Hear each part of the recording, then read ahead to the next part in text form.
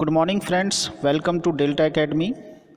आज हम बहुत ही रोचक विषय पर बात करेंगे जिसका संबंध उस समय से है जब से मनुष्य ने अपने सामूहिक जीवन की शुरुआत की है।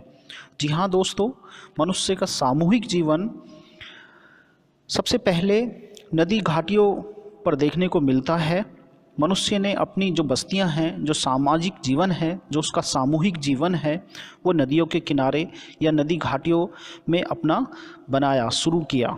दोस्तों, जैसे जैसे मनुष्य ने सामूहिक जीवन की शुरुआत की, वैसे वैसे उसके जीवन में एक नई व्यवस्था की शुरुआत हुई जिसे हम राजनीतिक व्यवस्था कहते हैं।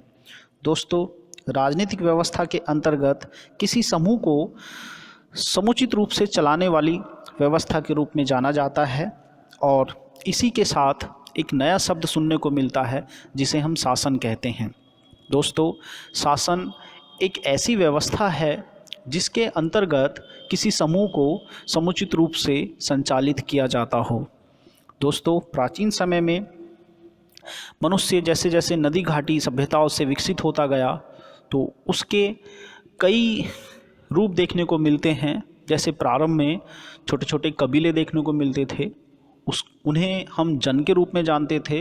बाद में ये जन महाजनपद हुए और आज के समय में हम एक राष्ट्र के रूप में अपने आप को देखते हैं। दोस्तों, शासन व्यवस्था का संबंध किसी समूह को समुचित रूप से चलाने से है। अतः प्राचीन समय से लेकर अब तक इसके कई रूप देखने को मिलते हैं। पहले अगर हम किसी कबीले पर चर्चा करते हैं तो कबीले में कुछ सीमित मात्रा में लोग रहते थे जो एक ही वंश के लोग होते थे अक्सर, और वो सभी सामूहिक निर्णय के द्वारा अपने कबीले को समुचित रूप से चलाने के लिए किसी एक को मुखिया बनाते थे और वही मुखिया उस कबीले को चलाने के लिए सक्षम होता था। इसकी सहायता के लिए कुछ लोग हो सकते थे या नहीं भी। ऐसी व्यवस्थाएं गणतांत्रिक व्यवस्थाएं कहलाती थीं। बाद में जैसे जैसे कबीले मजबूत होते गए, उन्होंने आसपास के कबीलों को भी जीत लिया और अपने कबीलों में मिला लिया। इन्हीं कबीलों से एक नई व्यवस्था देखने को मिली, एक नया रूप देखने को मिला जिसे हम महाजनपद के रूप में जानते हैं। भारत में 16 महाजनपदों का उल्लेख देखने को मिलता है।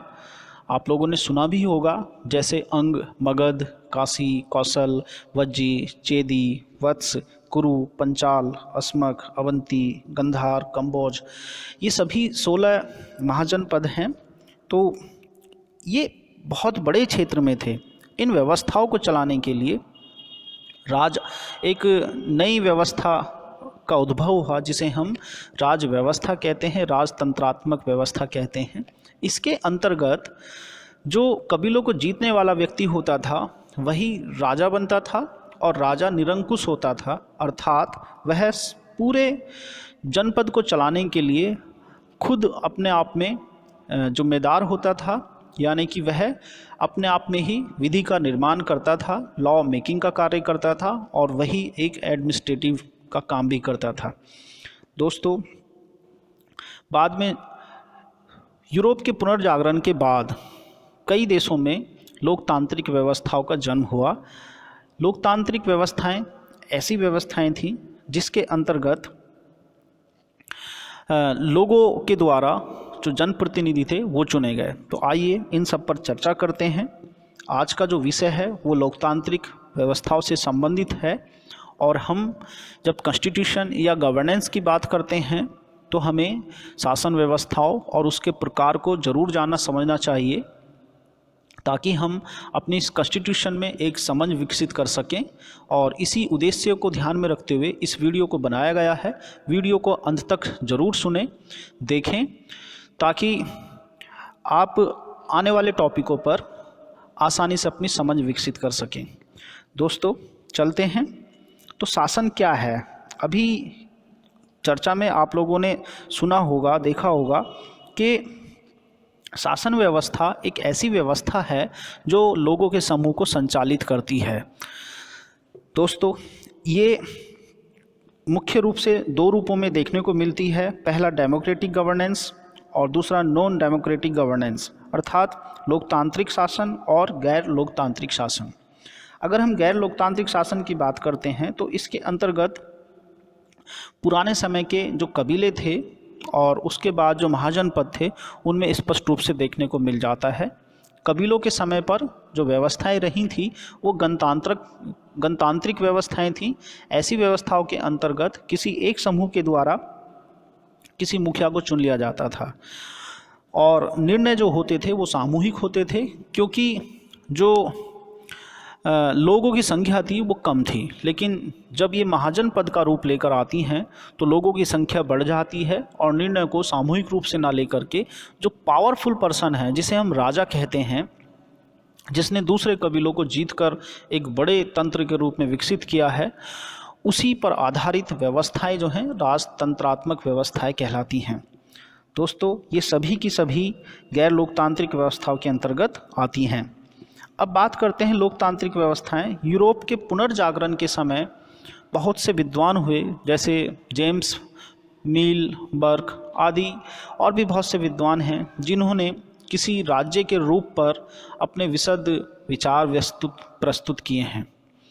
उन लोगों का मानना था कि जो शासन व्यवस्थाएं हों किसी राज्य की, वो राजा के द्वारा ना होकर के पब्लिक के द्वारा हो, उसी में सब लोगों का हित हो सकता है, आपस में बंधुता का भाव हो, तभी एक राज व्यवस्था को आसानी से चलाया जा सकता है।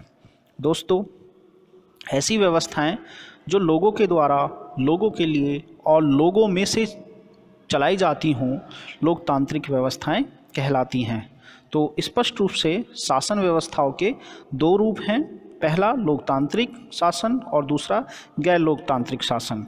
जैसा कि मैं अभी बता चुका हूं कि आज की इस वीडियो में हम लोकतांत्रिक शासन के बारे में बात करेंगे, तो इसलिए देखते हैं कि लोकतंत्र कितने प्रकार का होता है।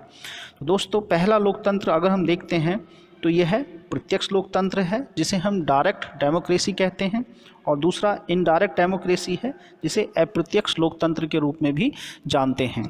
दोस्तों, जब किसी लोगों के समूह में लोगों की संख्या बहुत कम हो तो ऐसी व्यवस्था के अंतर्गत निर्णय सामूहिक रूप से लिए जा सकते हैं सभी व्यक्तियों के द्वारा। मान लो किसी समूह में लोगों की संख्या 10, 20 या 1000 या 2000 या 3000 लोग हैं जो एक साथ आसानी से बैठ सकते हैं और निर्णय कर सकते हैं।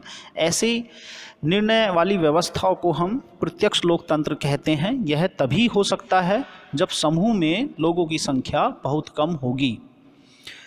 अगर हम भारत जैसे देशों की बात करते हैं, जहां वर्तमान में लगभग जनसंख्या जो है देश की वो 130 करोड़ के आसपास है, तो ऐसी स्थिति में हम 130 लोगों को एक जगह नहीं बैठा सकते हैं।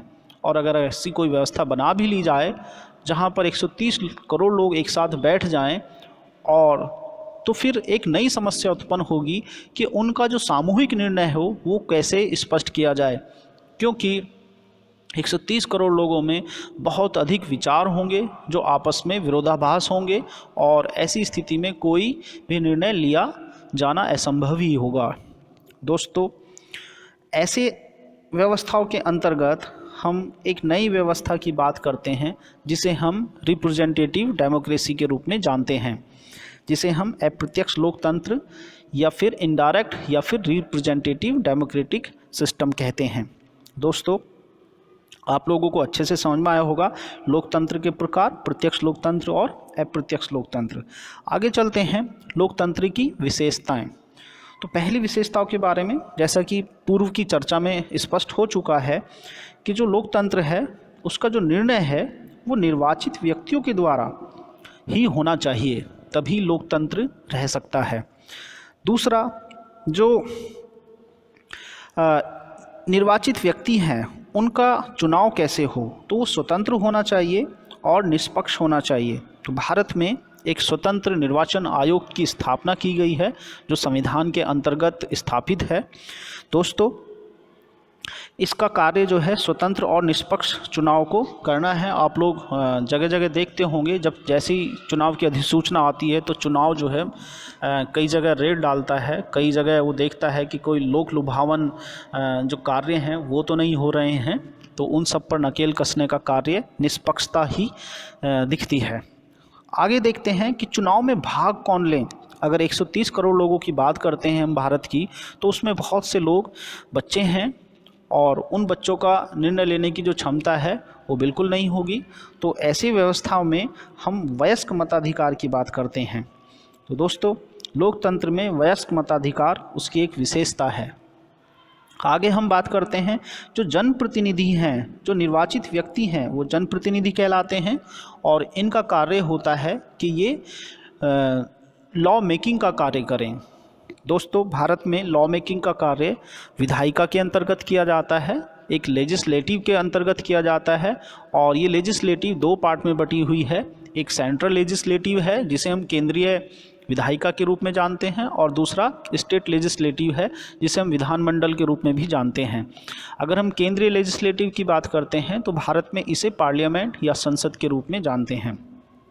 दोस्तों, इन सभी विधायिका का कार्य जो है विधि का निर्माण करना है, और लोकतंत्र में जो शासन व्यवस्था होगी वो रूल ऑफ लॉ अर्थात लॉ के अकॉर्डिंग ही चलाई जानी चाहिए। इसी को लोकतांत्रिक व्यवस्था कहते हैं। तो आप लोग देख रहे होंगे कि सबसे पहले लोग हैं, लोगों का जनप्रतिनिधि है, और उस जनप्रतिनिधि के बाद रूल ऑफ लॉ है। तो रूल ऑफ लॉ के अंतर्गत लोकतंत्र को चलाया जाता है। दोस्तों, जब देश का आकार बहुत बड़ा होता है तो उसमें विविधता स्वाभाविक है, और भारत में ऐसी विविधताएं देखने को मिल जाती हैं। आप लोग देखते होंगे कि भारत में जहां अलग अलग क्षेत्रों में अलग अलग ज्योग्राफी है, वहीं दूसरी ओर लोगों की कल्चर, उनकी धार्मिक भावनाएं और साथ ही साथ उनकी भाषाएं भी अलग अलग हैं। ऐसा देखने में कई विभाजन देखने को मिलते हैं, जो क्षेत्रीय हो सकते हैं, जो भाषागत हो सकते हैं, और जो धार्मिक हो सकते हैं। इन सब जो भेदभाव वाली व्यवस्था है, इसके अंतर्गत इन सबको सामूहिक रूप से कैसे चलाया जाए, तो इसके लिए लोकतांत्रिक व्यवस्थाओं में कुछ अधिकार सुनिश्चित किए जाते हैं, कुछ सुरक्षाएं दी जाती हैं एक ग्रुप से दूसरे ग्रुप को, एक व्यक्ति से दूसरे व्यक्ति से। तो ऐसी सुरक्षाओं को हम अधिकार के रूप में जानते हैं, और भारत में जो संविधान है उसने वर्तमान में 6 सुरक्षाओं को स्पष्ट किया है। मूल अधिकार में यह व्यवस्थाएं 7 थीं, जिसे बाद में 6 कर दिया गया है। जैसे विधि के समक्ष समानता, right to equality, against the law, before the law. तो ये जो प्राप्त अधिकार हैं, इनका संबंध मूल अधिकारों से है। अगर हमें कोई अधिकार मिलेगा तो हमारी ये जिम्मेदारी है कि हम दूसरे व्यक्ति के अधिकारों का सम्मान करें। अगर ऐसा होगा तभी लोकतांत्रिक व्यवस्थाओं को चलाया जा सकता है। तो इस प्रकार से यह बहुत बहुत मोस्ट इम्पोर्टेंट व्यवस्था है किसी लोकतांत्रिक व्यवस्था की। तो दोस्तों, आज का विषय आपको समझ में आया होगा। मैं पुनः एक रोचक विषय के साथ उपस्थित होता हूँ। तब तक के लिए आप सभी को नमस्कार।